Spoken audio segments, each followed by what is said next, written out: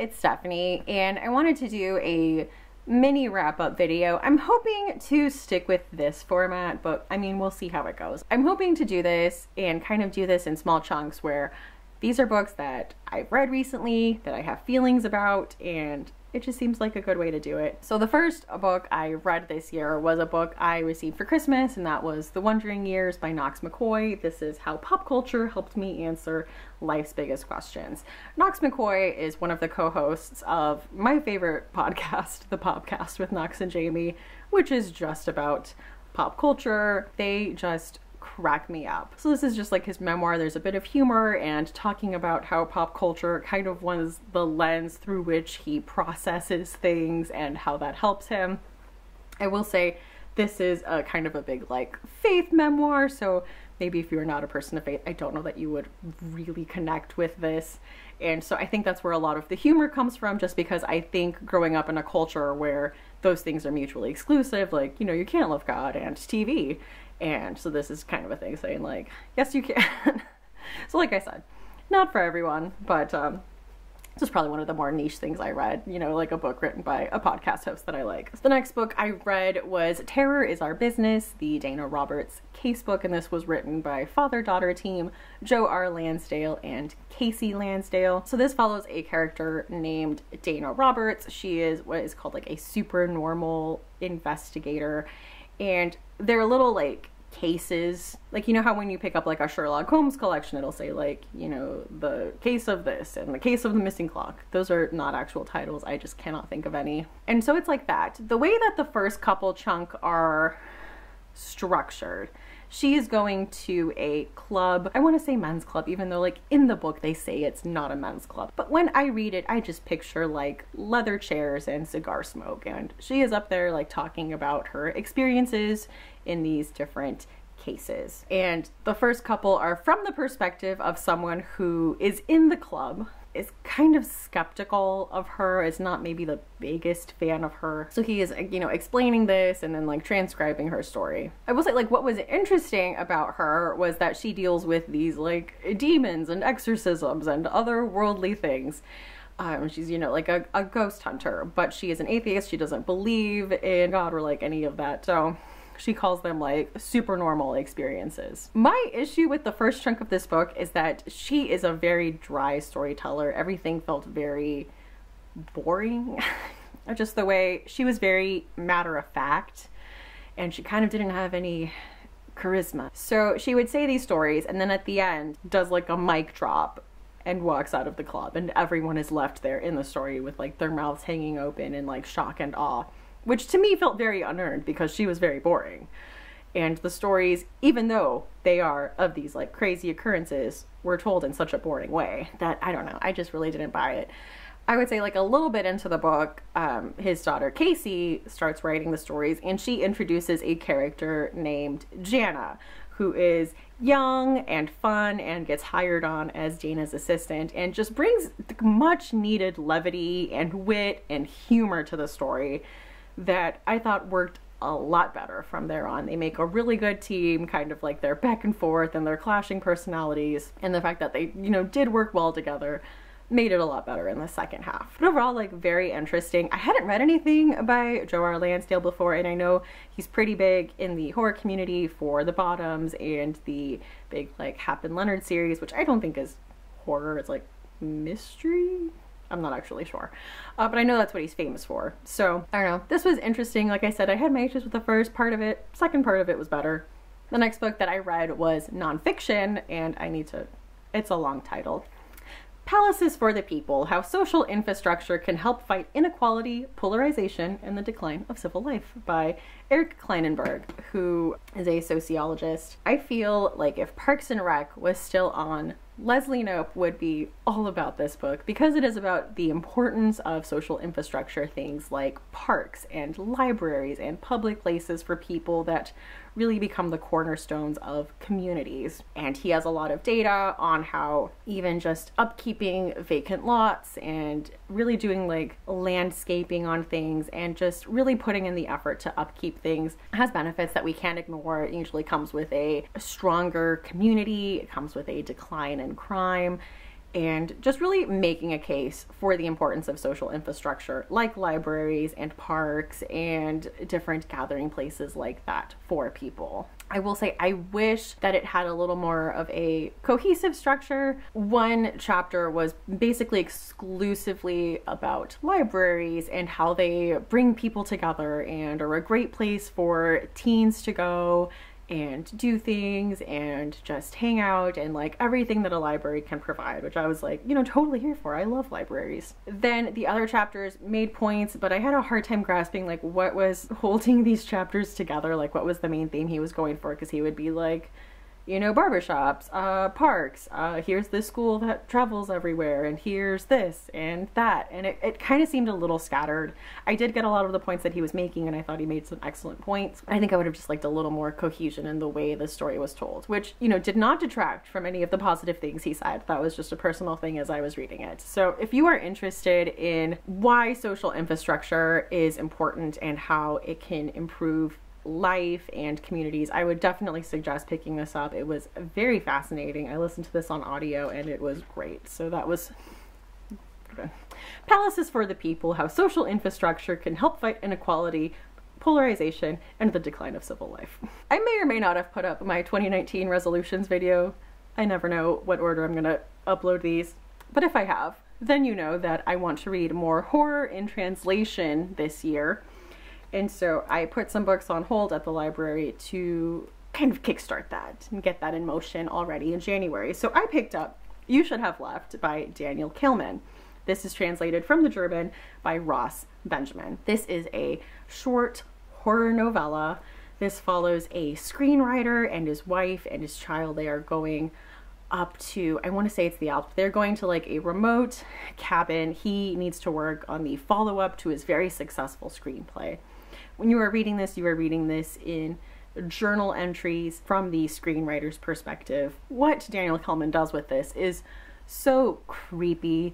You are just experiencing obviously everything through these journal entries, so you don't know if you can trust them. I thought he did really interesting things with the usual horror tropes you would see in these like family and remote cabin stories. And also, I just found out the other day, this is getting an adaptation with Kevin Bacon and Amanda Seyfried as the couple. That was random. Like, I did not plan that at all. This was just a book I picked up, which was really cool. So I really liked it. He did a really good job of portraying the claustrophobia and like paranoia. There's an element of the surreal, and you kind of don't know like what's real and what's not and like what's happening. And then of course, amongst all this, there's the tension he has with his wife as they're like stuck in this cabin together, and she's picking at him and he's picking at her, and it was just really good. This was a surprise for me, and I really liked it. So this, you know, already for my goal to read more books in translation has been a success. I really enjoyed this. This was You Should Have Left by Daniel Kehlmann. Next up is like brand new release Where Stars Won't Shine by Patrick Lacey. This is also a novella. And this is about the town of Marlow, Massachusetts, where serial killer Tucker Ashton was from. He was a very prolific serial killer, had a real high body count. He disappeared and no one knows where he is. But these four strangers find themselves drawn to the town of Marlow. They have all been affected by Tucker Ashton and his crimes in some way. Probably the character we follow the most closely is Ivy. Like, she found her boyfriend's dead body after he had been murdered by Tucker Ashton, and now she is dealing with the trauma from that, and that she can't trust what she sees anymore. Like, she just sees blood and carnage everywhere every time she opens her eyes, and is having a hard time kind of separating that from like what's really happening. And I will say the imagery in that was so unsettling. When he would describe like what she sees just in a normal situation, like someone is talking to her, but she sees them like bleeding from their eyes and ears and like all of this crazy stuff happening, and she's trying to like, you know, calm herself down and tell herself that like this isn't real and this isn't happening. Those scenes to me were like very unsettling and like gross, and I imagined them. So they find themselves in like Marlow, but then it kind of turns out to be a version of Marlow where Tucker Ashton is in charge and he is playing a game with them. This was a really fun story, and you guys know what I mean when I say fun. Obviously it's dark, but it was fun. It's really interesting. I thought it had some interesting stuff to say about the consumption of true crime, and I think obsession with serial killers, and maybe giving them airtime and what could come from that, and like, does that fuel more crime? Like, what are there's some hazy ethics in that. I thought that was really interesting. I would have liked to have connected with it, I think, emotionally a little more, but I really enjoy it. I will say my enjoyment level of this was high. If you're like a horror fan, this is available on Kindle Unlimited. It just came out. I definitely suggest picking it up. I also really like the cover. So that is Where Stars Won't Shine by Patrick Lacey. Next up, I picked up The Cold Dish. This is the first book in the Walt Longmire series. I had watched, I think, the first season of the Netflix show a few years ago, and I thought it was fine, but I don't know why I was in the mood for this. I think maybe I had just watched No Country for Old Men and I wanted something like that, but maybe like not as depressing. So I picked this up and I enjoyed it a lot more than I enjoyed the series, which usually doesn't happen. Usually I have a loyalty to whatever I saw first. Walt Longmire is a lot more likable in this. I think in the series they try to make him this like very hard, old school, does things the old way, like snobby to young people, and is like Clint Eastwood, like man's man. In the book he has a lot more like humor towards himself. I like Vic a lot more in the books too. She's the female cop on the force. She's a lot better in the books, a lot snarkier, a lot more crass.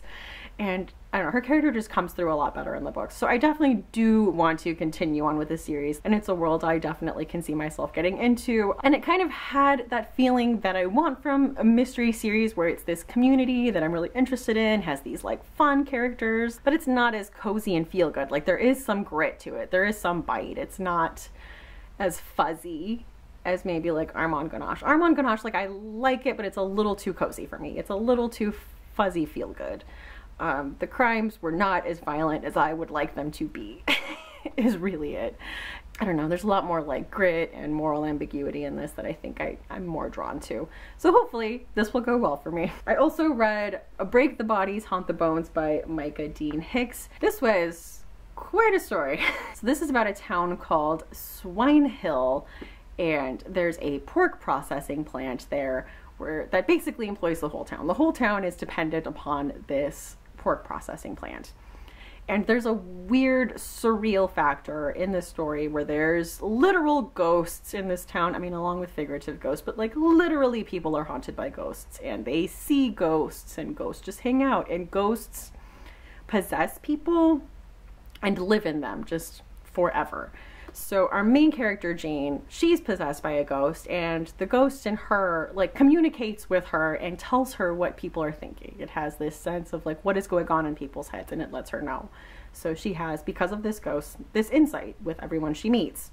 Her brother Henry gets possessed by a ghost that builds these crazy machines. It's this genius inventor ghost, but it completely takes him over, and Henry disappears when the ghost takes over. The brother invent something that puts in some big changes at the pork processing plant that could be bad news for the town, and there starts to be a lot of tensions rising over this change that could mean the loss of a lot of jobs. People start pointing fingers, things get ugly. I would say this is a book that had a lot to say about the political climate right now. I would say things like opinions towards immigrants and immigration, racial tensions and violence, and like corporate greed, and a lot of these like big heavy themes.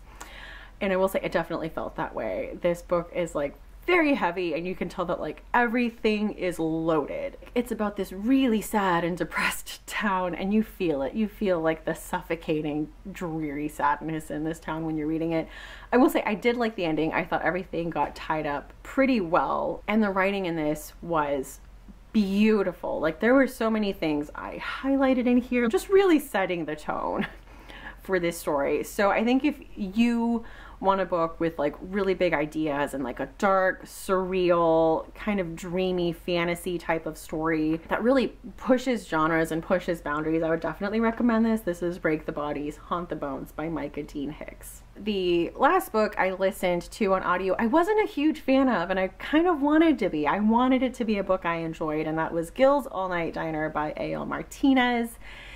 And this is about a vampire and a werewolf named Duke and Earl who are driving one night and decide to drop by Gils AllNight Diner for a quick bite to eat, but decide to stay and help out with the town's zombie problem. And so that sounds like it could be a lot of fun. Like, it's very lighthearted. Every sentence in this was jokey, and I know it's supposed to be making fun of horror tropes. It just didn't land with me. I would say, like, the humor in this fell very flat. I didn't feel like any of the insights were interesting. I was like, the funniest thing for me was that there's a teenage girl who's like trying to bring on the apocalypse, and she has like an abridged Necronomicon. The fat phobia in this, there is a waitress character who is overweight. And how do we know this? Because it is talked about nonstop and it is played for laughs every time. Like, a person being fat is the funniest thing that could ever happen. She is described as like pulling at the buttons on her waitress uniform, like she is like coming out of it. She constantly is like stroking her multiple chins. She's described as just like gross, like she comes on to the werewolf and he is like super grossed out by her, and she is even like, oh, I'm so sorry, like obviously you could never like me because I'm so gross and like disgusting, like I'm sorry I even like bothered you with my romantic intentions, how dare I. It was just not great. So pass on that. That was Gils AllNight. Gils All Fright Diner by Martinez. Since I talked about the books I just read, I'll talk about the books I kind of have next up on the docket. I received this in the mail. I was very excited. Chad Lutzke is an author I have been wanting to check out for a long time. I have heard nothing but great things about his work. And also I have heard he writes emotional horror, which, like, is there a description that better fits like what I am looking for in a book? So the back says, music, beer, skateboarding, and tragedy star in this coming-of-age lesson on love and lust and the line that divides them as 19-year-old Jex experiences a life that meets River's Edge and kids with Dazed and Confused. A parentless indie yarn with a dark heart Lutzke is known for. And this is The Same Deep Water as You by Chad Lutzke. My husband got me this for Christmas and I'm hoping to get to it. This is Baby Teeth, a novel by Zoe Stage, Zoji. I also know she's a local author. She's from Pittsburgh. So it says, sweetness can be deceptive, but what really got me is this Entertainment Weekly clip right here. It says, we need to talk about Kevin meets Gone Girl meets The Omen.